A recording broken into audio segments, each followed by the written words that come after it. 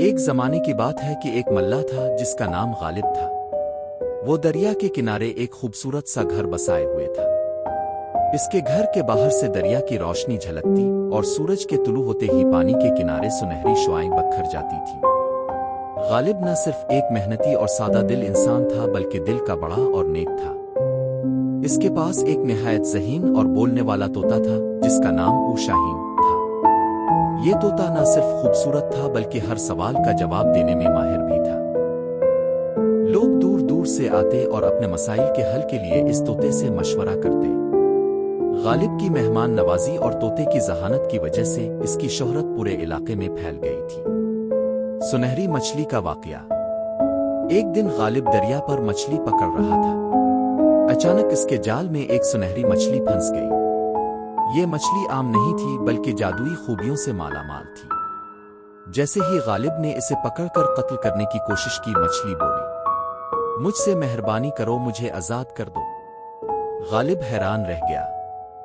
اس نے کبھی بھی مچھلی کو بولتے نہیں دیکھا تھا۔ چونکہ غالب کا دل بہت رحم دل اور نیک تھا، اس نے فوراً مچھلی کو پانی میں چھوڑ دیا۔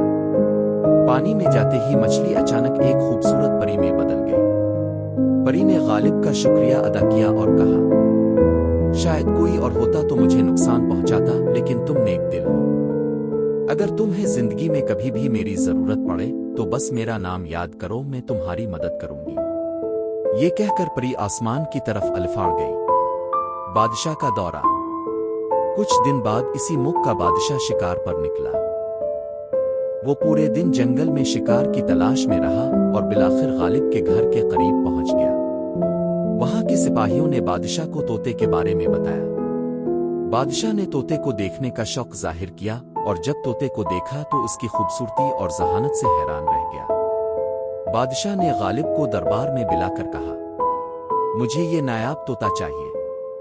غالب نے عاجزی سے کہا، بادشاہ سلامت، یہ طوطا میرے لیے بہت عزیز ہے، میں اسے آپ کو نہیں دے سکتا۔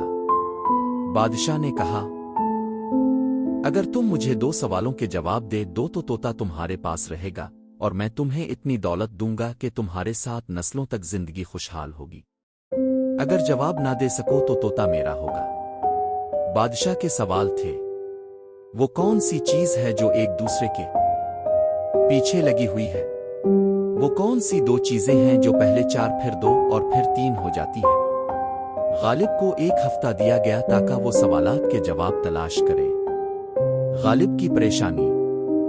غالب گھر واپس آیا اور دن رات انہی سوالوں کے جواب تلاش کرتا رہا۔ نیندیں الفاڑ گئی، دل بے چین تھا۔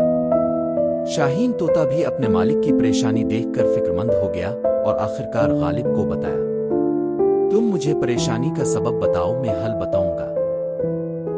غالب نے ہر واقعہ طوطے کو سنایا اور کہا کہ کل آخری دن ہے اور اگر جواب نہ ملا تو طوطا ہمیشہ کے لیے بادشاہ کے پاس چلا جائے گا۔ ان کا دل پری کی مدد۔ شاہین کو یاد آیا کہ سنہری مچھلی والا واقعہ کس طرح ہوا تھا۔ اسے خیال آیا کہ غالب کو پری کی مدد کی ضرورت ہے۔ تھوڑی دیر میں پری ظاہر ہو گئی۔ غالب نے اسے بادشاہ کے سوالات بتائے۔ پر نے فوراً جواب دے دیا، وہ چیز جو ایک دوسرے کے پیچھے لگتی ہے وہ دن اور رات ہے۔ وہ چیز جو پہلے 4 پھر 2 اور پھر 3 ہو جاتی ہے وہ انسانی ٹانگیں ہیں۔ پر نے وضاحت کی، بچہ جب چھوٹا ہوتا ہے تو 4 چیزوں یعنی 2 ہاتھ اور 2 پاؤں سے چلتا ہے، بڑا ہونے پر 2 ٹانگوں سے چلتا ہے اور بوڑھا ہونے پر 2 ٹانگوں اور 1 بیساکھی کے ساتھ چلتا ہے۔ غالب نے پری کا شکریہ ادا کیا اور پرسکون رات گزاری۔ بادشاہ کے سامنے غالب۔ صبح جب غالب دربار میں پہنچا، بادشاہ نے سوچا کہ غالب کو جواب نہیں آئیں گے، لیکن غالب نے جواب دے دیا اور پری کی کہانی بھی سنائی۔ بادشاہ حیران رہ گیا اور فوراً طوطے کو غالب کے حوالے کر دیا۔ اس نے غالب کو مال و دولت سے نوازا اور غالب کی زندگی خوشحال ہو